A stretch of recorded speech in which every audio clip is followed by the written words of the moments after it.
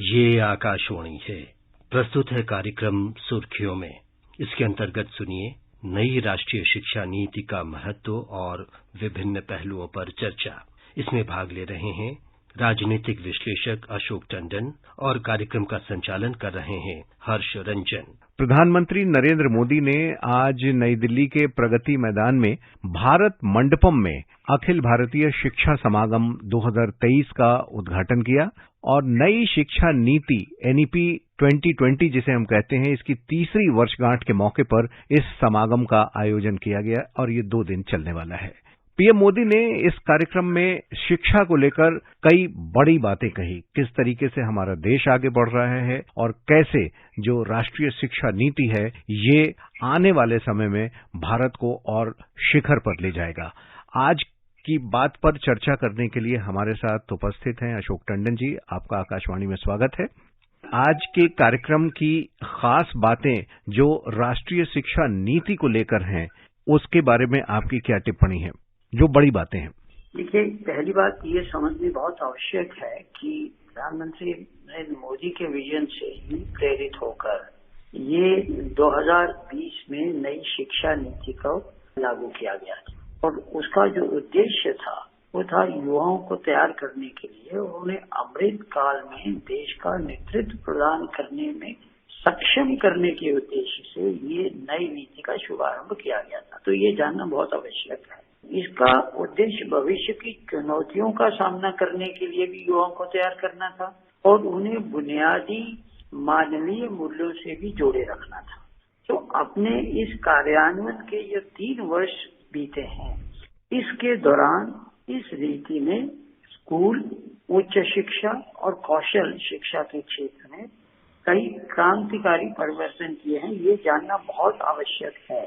इसी के तहत तीसरी वर्षगांठ के उपलक्ष्य में ये 2 दिन का जो कार्यक्रम आयोजित किया गया है, इसमें जो एक महत्वपूर्ण बात ये है कि इसमें शिक्षाविदों को, हर क्षेत्र के विशेषज्ञों को, नीति निर्माताओं को और उद्योग प्रतिनिधियों को, शिक्षकों और स्कूलों, उच्च शिक्षा और कौशल संस्थानों के छात्रों सहित अन्य लोगों को इस नीति को लागू करने संबंधी अपनी अंतर्दृष्टि, सफलताओं की गाथाओं और सर्वोत्तम तौर तरीकों को साझा करने के लिए और इन्हें आगे ले जाने के क्रम में रणनीति तैयार करने की दृष्टि से ये आज मंच प्रदान किया गया था।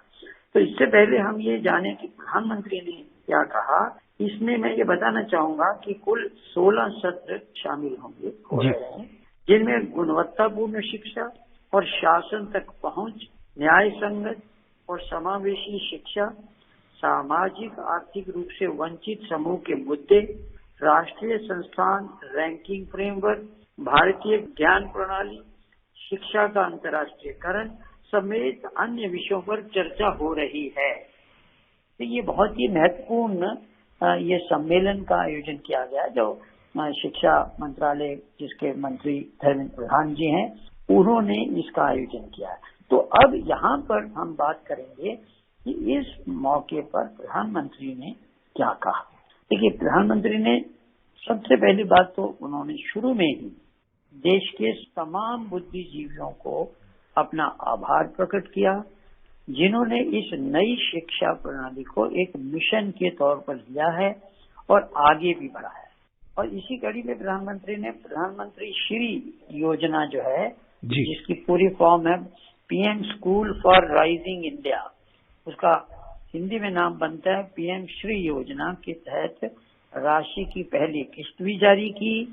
और इसी सम्मेलन में उन्होंने 22 भाषाओं में पुस्तकों का भी लोकार्पण आज। ये अशोक जी, ये बहुत इम्पोर्टेंट ये एक जो पॉइंट कही और जो किया जा रहा है, जैसा कि अभी आपने बताया कि जो नई शिक्षा नीति 2020 है, ये इस मायने में बहुत महत्वपूर्ण है कि लोग शिक्षित तो हों ही, लेकिन साथ ही स्किल्ड बेस्ड हों, उनका कौशल विकास हो, ताकि वो सीधे रोजगार में उसको परिवर्तित कर सकें और रोजगार अर्न कर सकें, दूसरों को दे सकें। और हमने कल ही देखा कि सेमी कंडक्टर्स के लिए भी देश में इंजीनियर तैयार हों, इसके लिए लगभग 300 इंस्टीट्यूशंस की पहचान की गई है है जहां खास तौर पर सिलेबस बनाई जाए। तो नई शिक्षा नीति में तो ये व्यवस्था है कि आप टेलर मेड चीजें बना सकें। और जहां तक ये 22 भाषाओं का सवाल है, प्रधानमंत्री ने स्पष्ट तौर पर कहा है कि यह भाषा को लेकर जो बच्चों को, छात्रों को दिक्कत होती थी, अब वो नहीं होगी, क्योंकि एनसीईआरटी की किताबें और उनकी पाठ्यक्रम की जो सामग्री है वो 22 भाषाओं में प्रकाशित होगी। जी अशोक जी।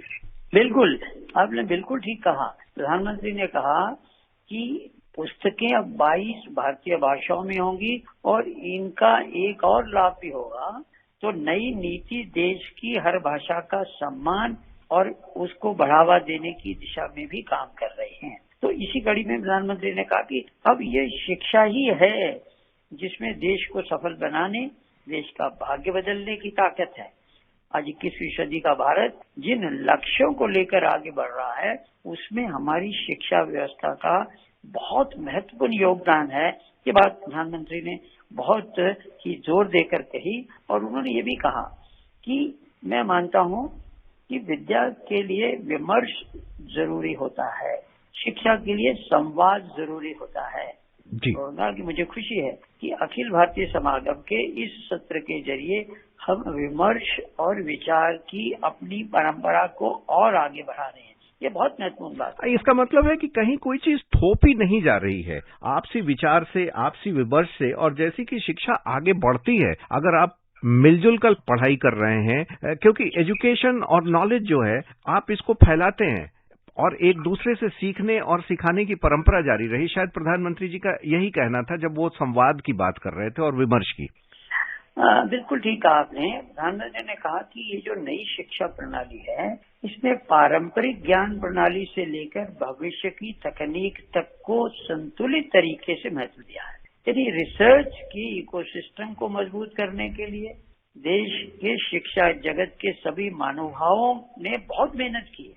हमारे छात्र नई व्यवस्था से भलीभांति परिचित हैं। प्रधानमंत्री ने कहा कि अब 10+2 शिक्षा प्रणाली की जगह अब 5+3+3+4 चलाई जाए जी। यानी कि केंद्रीय शिक्षा मंत्रालय के जो अधिकारी हैं, जिन लोगों ने इसकी कल्पना की है, वो अब इसमें नई प्रणाली में भारत का जो भाग्य है उसे बदलने की ताकत रखने वाली सभी उन बातों को इसमें उल्लेख किया है। क्योंकि उन्होंने कहा कि जिस लक्ष्य को लेकर हम आगे बढ़ रहे हैं उसके लिए आप इसके प्रतिनिधि हैं और ये शिक्षा समागम का हिस्सा बनना, तो उन्होंने कहा उनके स्वयं के लिए एक महत्वपूर्ण अवसर है। प्रधानमंत्री का ये भी कहना था कि जो कुछ भी हम इस नई नीति में ला रहे हैं जी, उन्होंने तो बल्कि यहाँ तक भी कहा कि काशी के रुद्राक्ष से लेकर आधुनिक भारत के इस मंडप तक अखिल भारतीय शिक्षा समागम की ये जो यात्रा है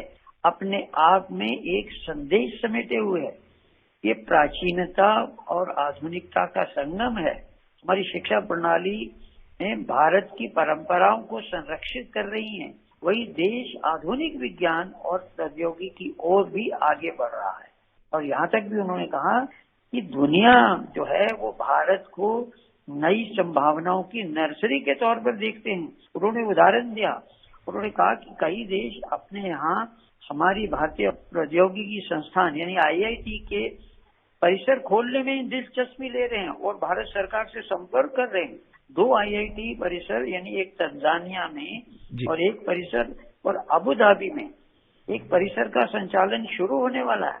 कई वैश्विक विश्वविद्यालय भी भारत सरकार के साथ संपर्क में हैं और वो भारत में अपने परिसर खोलने में भी रुचि दिखा रहे हैं। तो ये जो एक भविष्य का आकलन प्रधानमंत्री ने किया, लेकिन उन्होंने एक बहुत महत्वपूर्ण बात की जो विद्यार्थियों को संबोधित करते हुए और शिक्षकों को भी कहा कि युवाओं को उनकी प्रतिभा की बजाय उनकी भाषा के आधार पर आकलन करना उनके साथ सबसे बड़ा अन्याय है जी। दुनिया में अलग अलग भाषाएं हैं और सभी का अपना अपना महत्व है और अधिकांश विकसित देश तो अपनी मूल भाषा के आधार पर ही प्रगति कर रहे हैं। तो इतनी सारी मूल भाषा होने के बावजूद हमने उन्हें पिछड़े के रूप में पेश किया है अपने देश में। ये एक बड़े दुर्भाग्य की बात बहुत। और उन्होंने ये भी कहा अशोक जी कि अंग्रेजी न जानने वाले या अंग्रेजी न बोल पाने वाले कहीं भी हीन भावना से ग्रस्त नहीं होने चाहिए और इसी वजह से उनको शिक्षा उन्हीं की भाषा में प्रदान की जाएगी और ये एक बहुत बड़ी बात है। बिल्कुल, उन्होंने कहा कि अब तो जो शिक्षा है वो हर प्रांत के, हर प्रदेश के छात्र छात्राओं को उनकी अपनी ही भाषा में दी जाएगी। तो ये जो एक बहुत बड़ी क्रांति होने जा रही है या होनी शुरू हो गई है इस देश में, कि अब शिक्षा हर एक छात्र छात्रा को उसकी अपनी ही मातृभाषा में दी जाएगी। इसीलिए ये जो नई योजना है, लेकिन इसमें कहीं किसी भाषा के प्रति द्वेष नहीं है, कोई भाषा थोपने की बात नहीं है, लेकिन सभी भारतीय भाषाओं को सम्मान देने की बात है और उसको अपनी अपनी भाषाओं को उचित सम्मान भी देना चाहिए। ये प्रधानमंत्री का आज का महत्वपूर्ण संदेश है। एक और चीज है अशोक जी जो कही, जिसपे हम आपकी टिप्पणी चाहेंगे कि इससे प्रधानमंत्री जी का क्या गूढ़ मतलब निकालना चाहिए। उन्होंने कहा कि युग बदलने वाले परिवर्तन जो हैं वो समय लेते हैं। बिल्कुल, यानी देखिए, आज जो एक संक्रमण काल चल रहा है, परिवर्तन, नया भारत का निर्माण हो रहा है। भारत की जो एक छाप है वो पूरी दुनिया में एक तरह से एक उभरते हुए महाशक्ति के रूप में हो रही है। पूरी दुनिया भारत की ओर देख रही है। तो ये जो एक काल है, ये कालखंड भी भारत के इतिहास में स्वर्णिम शब्दों में लिखा जाएगा और उसी कड़ी में शिक्षा के क्षेत्र में भी जो आमूलचूल परिवर्तन किए गए हैं, जो नई नीति लाई गई है, इस नीति में भी कहीं किसी तरह से भी हम पीछे मुड़ के नहीं देख रहे। हालांकि हम अपनी पारंपरिक ज्ञान प्रणाली को भी लेकर संजो कर चल रहे हैं, लेकिन भविष्य की तकनीक को भी संतुलित तरीके से महत्व दे रहे हैं। कहीं ये कोशिश की जा रही है कुछ वर्गों में कि इस शिक्षा नीति को बदनाम करने की कोशिश की जा रही है और ये कहा जा रहा है कि एक विशेष वर्ग को ये एक तरह से संबोधित है और उस वर्ग विशेष के लिए ये भारत को एकदम हजारों साल पीछे ले जाए जा रहे हैं, क्योंकि इसमें पारंपरिक शिक्षा ज्ञान या उनकी प्रणाली का जिक्र है। तो ये प्रधानमंत्री ने बार बार कहा कि ये जो हमारी शिक्षा नीति है, इसकी जो परिकल्पना हमने की थी, ये समतापूर्ण, समावेशी और बहुलवादी समाज के निर्माण में योगदान देने वाले नागरिक बनाने की दृष्टि से बनाई गई है। इसमें किसी भी वर्ग को न तो वंचित रखा जा रहा है, न किसी पर किसी प्रकार की कोई शिक्षा नीति थोपी जा रही है। बिल्कुल, और साथ ही ये जो नई शिक्षा नीति है, ये आने वाले वर्षों में गुलामी की मानसिकता से मुक्त युवा पीढ़ी का निर्माण करेगी, ऐसा भी उन्होंने कहा। क्योंकि नई शिक्षा नीति से जो एक परंपरागत, जिसकी शायद आप चर्चा अभी कर रहे थे, कि जो पुरानी चीजों को नहीं छोड़ना, अनलर्निंग की जो एक्सरसाइज है आज की टेक्नोलॉजी के दौर में जिस तरीके से दुनिया आगे बढ़ रही है उसमें नहीं छोड़ना, बहुत आवश्यक है कि शिक्षा ऐसी हो जो हमारी गुलामी की मानसिकता से हमें बाहर निकाले, हमारी युवा पीढ़ी को उससे मुक्त करे। बिल्कुल, प्रधानमंत्री ने कहा ये प्राचीनता और आधुनिकता का संगम है। मैं समझता हूँ इसमें हर चीज का समावेश प्रधानमंत्री ने किया है और इसमें आधुनिक विज्ञान और प्रौद्योगिकी को भी आगे बढ़ाने का पूरा इसमें व्यवस्था की गई है। और जैसी अभी आप चर्चा कर ही रहे थे कि अब दूसरे देश भी भारत की जो शिक्षा परंपरा है, यहाँ की जो IITs हैं और इस तरीके की संस्थान हैं, उसको अपने देश में स्थापित करना चाह रहे हैं। भारत में जो प्रगति हुई है शिक्षा के क्षेत्र में, चाहे वो विज्ञान की शिक्षा हो, चाहे वो मेडिसिन की शिक्षा हो, उसका एक असर दिखता है। यहाँ तक मैं अगर कहूँ तो गलत नहीं होगा कि हमारे पड़ोस पाकिस्तान के भी नौजवान भारत के संस्थानों में शिक्षा लेने के लिए लालयित रहते हैं।